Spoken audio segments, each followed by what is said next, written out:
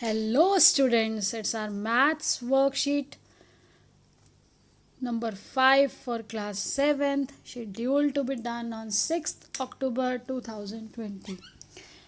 बेटा आज आपको जो वर्कशीट करनी है वो है प्रोबेबिलिटी पे. And first of all you have to write down your name, your class teacher name, your roll number and student ID. और आज आपकी जो वर्कशीट है वो प्रोबेबिलिटी चैप्टर पे बेस्ड है. यानी कि देखिए प्रोबेबिलिटी होता क्या है. UFF it's not hot today, may be it will rain today, not it may not. तो ये क्या है बेटा, नो इट मे नॉट यहाँ पे लगाया जाता है कि किसी चीज़ के होने या ना होने की कितनी संभावना है. तो यहाँ पर प्रोबेबिलिटी क्या है, संभावना, किसी चीज़ के होने की, सर्टेनिटी कि ये चीज़ कितना है चांसेस हैं कि ये होगी या नहीं होगी. तो in our daily conversation we use probability very often. हम ज़्यादातर प्रोबेबिलिटी को यूज़ करते हैं as there are situation in our life that are certain to happen. ऐसी सिचुएशन जो होना ही होना है. और कुछ ऐसी होती है जहाँ पर सम दैट आर इम्पॉसिबल, जो कभी नहीं हो सकती, और सम दैट मे और मे नॉट हैपन. और कुछ ऐसी हैं कि हो भी सकती है और नहीं भी हो सकती. द सिचुएशन दैट मे और may not happen has a chance of happening. तो जो सिचुएशन जो हो भी सकती है और नहीं भी हो सकती है उसका है चांस ऑफ हैपनिंग. और ये chance an event will occur और नॉट इज़ प्रोबेबिलिटी. और ये चांस जो कि वो इवेंट, वो कार्य, आपका वो जो एक्टिविटी वो होगी या नहीं होगी, वो उस तरह से वो रिज़ल्ट होगा या नहीं होगा, उसी को प्रोबेबिलिटी कहते हैं. Probability of occurrence of an event, किसी भी चीज़ के होने की जो संभावना है वो क्या है, फेवरेबल आउटकम जो आप चाहते हैं, और टोटल कितने आउटकम्स हैं, टोटल कितने आपके चांसेस हैं, टोटल में से जो आप चाहते हैं वो कितने हैं.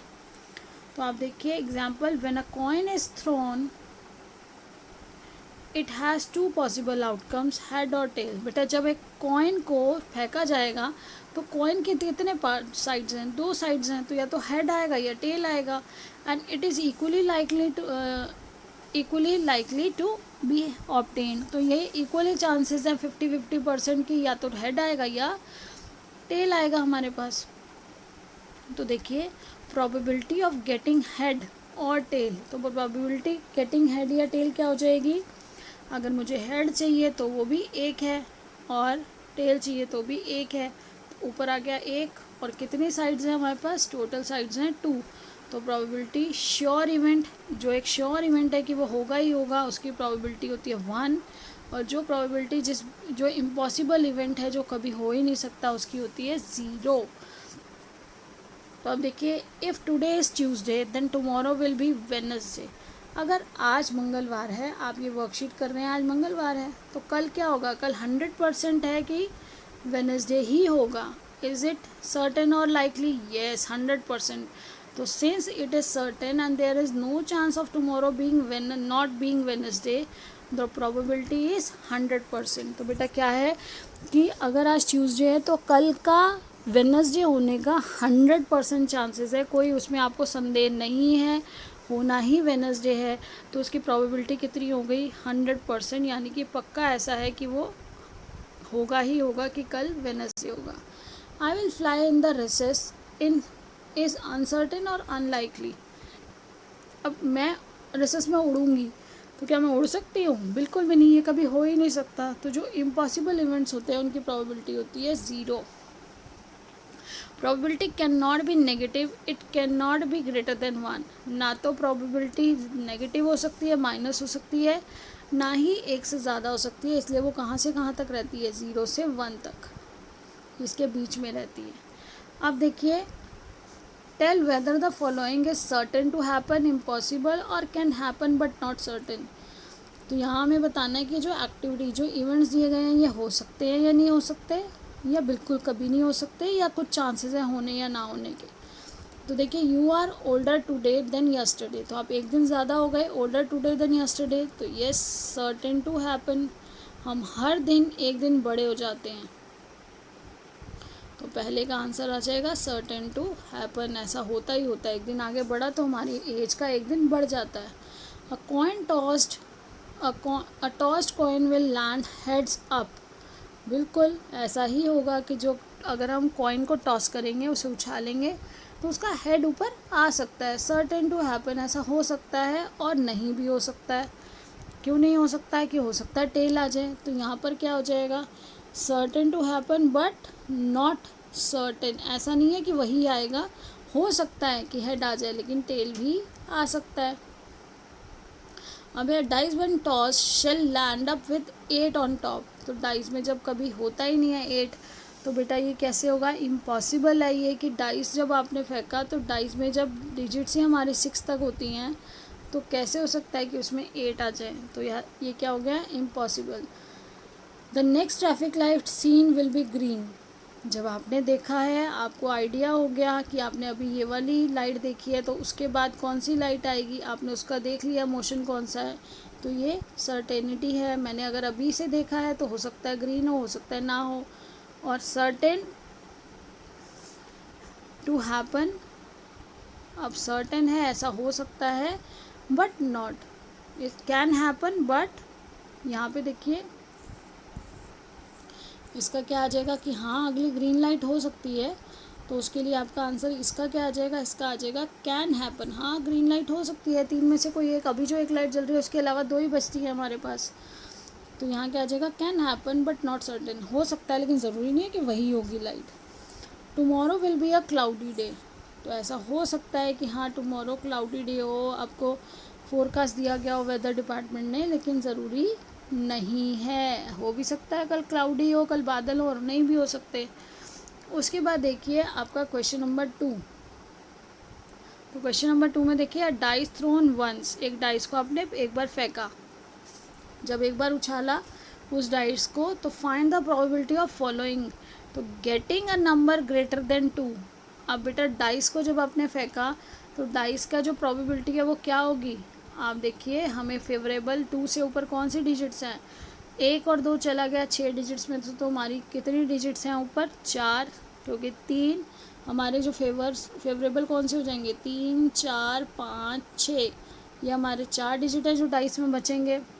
और उसके बाद 4 और कुल कितने डिजिट्स हैं जो आपके पास हो सकते हैं, 6 डिजिट हैं, उनमें से कुछ भी आ सकता है। तो टोटल आपके जो इवेंट्स हैं वो आ जाएंगे, और ये फेवरेबल। टोटल आउटकम्स हैं इसके 6, टोटल कितने आ सकते हैं, 6 हैं। और जो आउटकम आपको चाहिए यानी कि ग्रेटर देन 2, तो वो क्या है, 4। तो 4 डिजिट्स हैं हमारे पास, टोटल आउटकम 6, तो 4/6। इसी को ही आप बेटा बाद में ये भी लिख सकते हैं। देखिए इसको 2 के टेबल से अगर कट करेंगे तो 2/3, इसको इस तरह से भी लिखा जा सकता है। अब देखिए अगला जो क्वेश्चन है हमारा, नेक्स्ट क्वेश्चन है गेटिंग अ कंपोजिट नंबर। तो बेटा कंपोजिट नंबर हमारे पास डाइस में कौन से आउटकम है, आप लिखेंगे पॉसिबल आउटकम्स। तो टोटल पॉसिबल आउटकम्स कितने हैं, 6। कौन कौन से, 1, 2, 3, 4, 5, 6। बेटा कंपोजिट नंबर होते हैं जिसके 2 से ज़्यादा फैक्टर्स हैं, और प्राइम नंबर हैं जिनके जिनके सिर्फ 2 ही फैक्टर्स हैं। तो देखिए बेटा 1 ना तो कंपोजिट है ना प्राइम नंबर है, ये हमारा प्राइम नंबर है, ये हमारा प्राइम नंबर है। इनका सिर्फ वो नंबर खुद और 1 इनके फैक्टर्स होते हैं। तो 1, 2, 3 और 5 ये चला गया, तो हमारे पास बचा क्या, हमारे पास सिर्फ बचा 4 और 6, यानी कि ये 2 नंबर हैं जो कंपोजिट नंबर हैं। तो इनकी प्रोबेबिलिटी क्या होगी, तो हमारे पास जो फेवरेबल आउटकम है वो क्या है, फेवरेबल आउटकम, आपका फेवरेबल आउटकम है 4 या 6, यानी कि 2 आउट ऑफ टोटल आउटकम्स कितने हैं, 6। तो बेटा प्रोबेबिलिटी क्या हो गई, 2/6 भी लिख सकते हैं, और 2 के टेबल से कट कर देंगे तो 1/3, क्योंकि पॉसिबल क्या हो सकता है, 6 डिजिट है, उनमें से कुछ भी आ सकता है। और आपका आंसर इसका आ जाएगा 1/3। ये है आपका सेकंड पार्ट का आंसर। अब देखिए getting an odd natural number. तो देखिए यहाँ पर क्या है, ऑड नेचुरल नंबर। अब इनमें से देखिए 1, 2, 3, 4, 5, 6।